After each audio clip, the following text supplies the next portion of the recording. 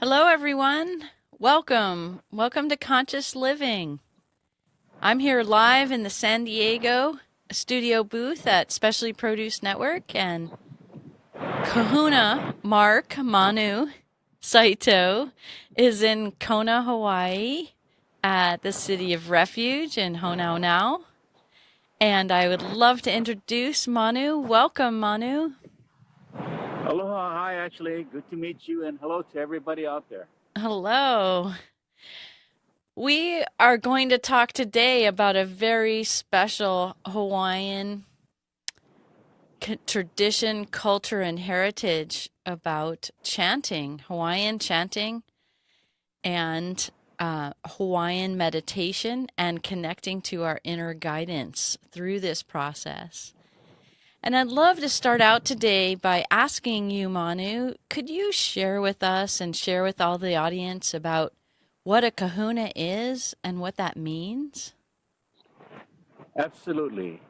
The kahuna for the native Hawaiians, especially during the time when they lived here without any kind of Western influence, they were experts at different aspects of the life. They could have been really master canoe builders or house builders. The Hawaiian people, when they lived in villages, they made, because sometimes the islands would rain a lot, they made ways to channel the water away from their homes. So there's stone platforms, raised stone platforms, or rock wall building, fishing, every aspect. They were experts at it, including, in particular, the style of kahuna that I am or I've trained in is more in the native healing arts like ho'oponopono and lomi lomi. So the kahunas were experts. If you were to find a counterpart in the Native Americans, it probably would have been a shaman in the village. I So that's see. who they were in the old days. Nowadays, it's a bit different. The old ways have for a long time not been practiced, except for in little pockets and little families, like within mine and some of the teachers that I've had. Openly, not so much, but not behind closed doors, but out in the open like this, in smaller groups, is where we would learn the different things, the different aspects of whatever craft we were learning.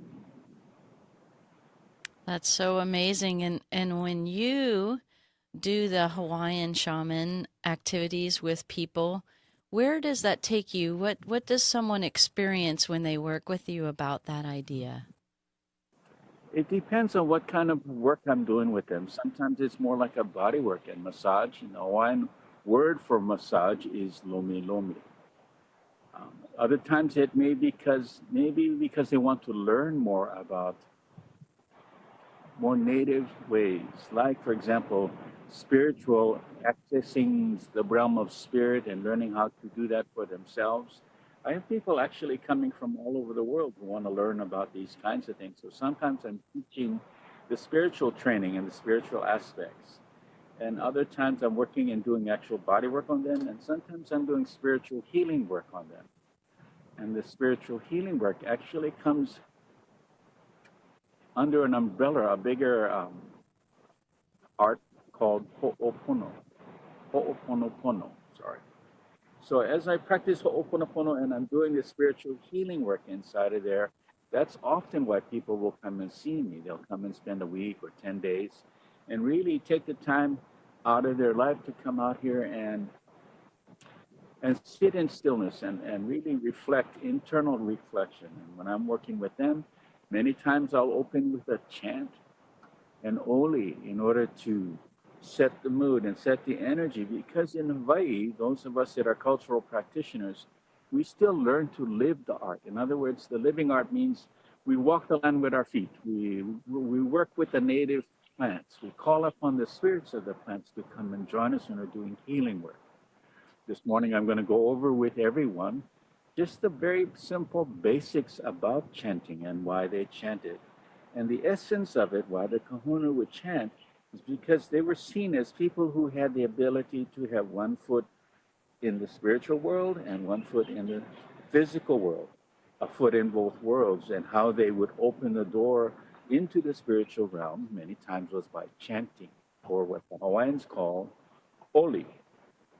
So that's what we're going to cover today. That sounds beautiful. I love it. And what an amazing way to connect to our inner guidance is by starting to connect to the concept of ho'omalu, which, like you Yeah. shared so well, is setting that space and really connecting. Can you share with us about how to guide everyone to that practice of ho'omalu? Ho'omalu is a Hawaiian word